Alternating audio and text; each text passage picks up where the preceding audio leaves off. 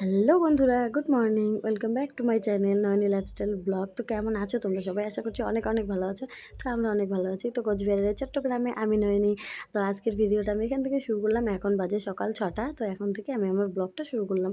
তো সকালবেলা ঘুম থেকে উঠে আমি স্নান করে নিয়েছি আর মাথায় একটু তেলও দিয়ে নিয়েছি। তো এখন কোমর বেঁধে কাজে লেগে পড়বো। তো এই যে শোকেসের ওপরে যে বাক্সগুলো অনেক দিন থেকেই রেখেছি, শুধু বাক্স নয় কিন্তু ওগুলো যদি বাক্স হতো তাহলে ফেলে দিতাম, রাখতাম না এত যত্ন করে। তো মিক্সার মেশিনের শুধু মিক্সচার মেশিনটা আর মেশিনটা আর একটা ছোটো বাক্স ছোটো কৌটো বের করেছি। আর ৩টা ওখানে আছে। তারপর হেয়ার ড্রায়ার আরও বরের কী জিনিসপত্র ওগুলো আছে। তো ওই জন্য ওগুলো আমি যেহেতু এটা মানে আর অন্য কোথাও রাখার জায়গা নেই, তো শোকেসের ওপরেই সুন্দর করে রেখে দিই। আর শোকেসের ওপরটাতে না আমি একটা ওড়না পেরে দিয়েছিলাম। তো ওড়নাটা অনেক দিন হলো ওটা মানে ঝাড়া মোছা হয় না। তো ভাবলাম আজকে একটু ঝাড় দিয়ে নিই। তো এই যে আমার শোকেসের ওপরটা গোছানো একদম কমপ্লিট। তো এখন আমি মশারিটা খুলে নিচ্ছি, ধুয়ে নেব। কারণ সংক্রান্তির আগে নাকি এগুলো ধুতে হয়, কিন্তু ধোয়া হয়নি। কারণ এত আকাশের পরিস্থিতি খারাপ যে এগুলো ধুলে শুকাবেই না। কতদিন যে লাগবে জানি না। ওই জন্যই আর তো ঘরে এই যে মাকড়সার জালগুলো একটু ঝেড়ে নিচ্ছি। কারণ মাকড়সার জালগুলো না এমনিতে দেখা যায় না। যখন রাত্রে লাইট জ্বলাবে তখন দেখা যায়। তো ওইজন্য একটু মাকড়সার জালগুলো ঝেড়ে নিচ্ছি। আর এগুলো নাকি ঝাড়া, মোছা, ধোয়া এগুলো করতে হয়। আগেকার দিনে এগুলো খুবই করতো। এখন তো করা হয় না।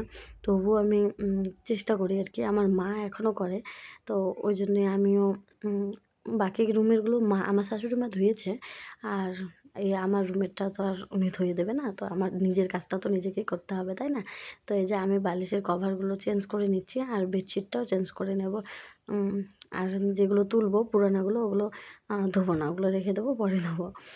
তো এই যে আমার বালিশের কভারগুলো চেঞ্জ করা শেষ। এখন বিছানার বেডশিটটাও আমি চেঞ্জ করে নেব। আর এই কম্বলটা পেরেছিলাম, এত ঠান্ডা লাগে এই কম্বলটা পেতে শুলে না একটু গরম লাগে। আর বিছানার বেডশিটটা না মনে হয় যেন একদম ঠান্ডা বরফ হয়ে থাকে। তো হচ্ছে এই যে বেবি কভারটা, এটাকে এটাকে একটু উল্টিয়ে পারবো। এই সাইডটা থাকলে না একদম নোংরা বেশি হয়, ধুলো হয়ে থাকে। তো ওই জন্য উল্টো দিক করে পারলাম। এই অদল বদল করে পারি। আমি যখনই বেডশিট চেঞ্জ করি তখনই আমি উল্টো পাল্টো করে পেরে নিই। তো এখন একটা অন্য অন্য একটা বেডশিট দিয়ে দিব। পেতে নিব। পেতে নিয়ে তারপরে এখন এই যে ছেলের ছোটো ছোটো জামাগুলো না খুব এলোমেলো হয়ে থাকে। তো এই ঝুড়িটা আমার পড়েই ছিল ফাঁকা। এটা একটা মেলা থেকে পেয়েছিলাম 20 টাকার টিকিট কেটে।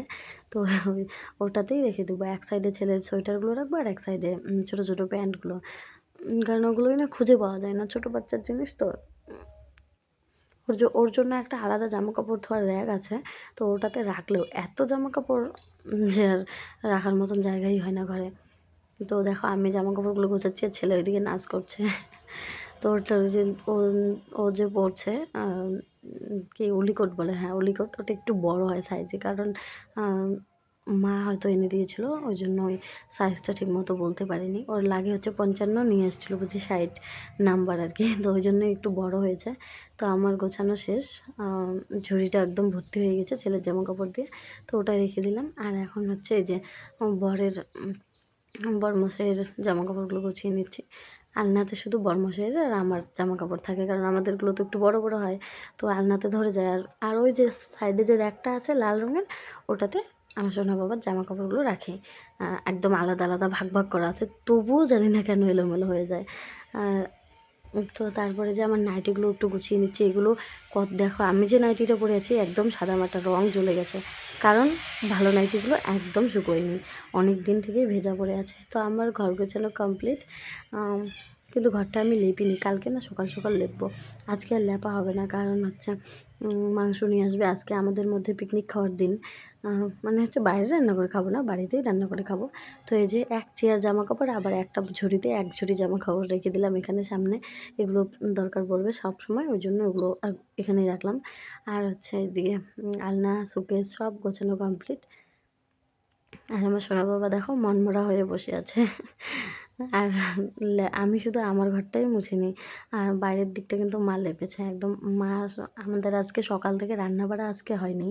মা রান্নাবাড়া করেনি, কারণ খাওয়ার মতন তেমন কেউ ছিল না। মা, আমি আর বাবা। তো বাবা সকালে হয়তো বাজারে গিয়েছে, চা খেয়ে এসেছিলো। তো সকালে আর কিছু খায়নি বাড়িতে। আর এই যে খরচা নিয়ে এসছে, পুজোর খরচা। কদমা, তারপর কমলা, আপেল, তারপরে কুল, তারপর কলা, দাম তারপর কি ধূপের প্যাকেট একটা এনেছে, এটা আঠিয়া কলা। তো এগুলোই নিয়ে আসছে পুজোর খরচ। তো এগুলো গুছিয়ে রাখার পরে আমি ধোবো না করেও এক বালতি জামাকাপড় ধুয়ে দিয়েছি। বাবার 2-1টা শার্ট ছিল, আর আমার সোনা বাবার কয়েকটা প্যান্ট আর কয়েকটা সোয়েটার ছিল। তো ওগুলোই একটু ধুয়ে দিলাম, আর কয়েকটা মোজা, কারণ বাচ্চা মানুষের জিনিস জমলে অনেকগুলো জমে যাবে। আর এদিকে কয়েকটা গামছা শুকোতে দিয়েছি, এগুলো ধুয়ে দিয়েছি। তো এখন বেলা হয়েছে একদম কত 11টার মতন হয়েছে। তো এখন হচ্ছে একটু ভাবলাম একটু আগে খিদে তো প্রচণ্ড পেয়েছে, তো একটু পেটটাকে ঠান্ডা করি। তো ওই জন্যই চা আর চিড়ে ভাজা করে নিলাম, তো ওটাই খাবো। তো ওটা খাওয়া দাওয়া করে নিয়েছি, খাওয়ার পর এখন আমি ভাত বসিয়ে দিয়েছি, কারণ বেলা তো অনেকটাই হয়েছে, দুপুরের খাওয়ার টাইম হয়ে যাচ্ছে। তো বাবা তো এবার খেতে চাইবে, আর বাবাকেও দিয়েছিলাম চা আর চিড়ে, তো খেয়ে নিয়েছে। তো এখন ভাবলাম ভাতটা বসিয়ে দিয়ে হালকা পাতলা কিছু বানিয়ে আমরা আগে খাওয়া দাওয়াটা করে নিই। তো বেগুন ভাজা করেছিলাম, বেগুন পোড়া আর ভাত। তারপর বরমশাই নিয়ে আসলো মাংস। তো এটা হচ্ছে পাঁঠার মাংস। তো আমি আগে ভাত, সবাই এই বেগুন পোড়া আর বেগুন ভাজা দিয়ে সবাই ভাত খেয়ে নিয়েছে, ওরাও এসে অল্প অল্প করে খাওয়া দাওয়া করলো। তো এখন মাংসটা রান্না করে নিচ্ছে, বাইরের উনুনেই বসিয়ে দিয়েছে, তো রান্নাটা করে নিচ্ছে। তো বন্ধুরা, ভিডিওটা আমার কেমন লাগলো অবশ্যই কমেন্ট করে জানাবে, আর যদি ভালো লাগে তো লাইক, কমেন্ট, শেয়ার এবং আমার চ্যানেলটিকে সাবস্ক্রাইব করে দিও। Bye bye.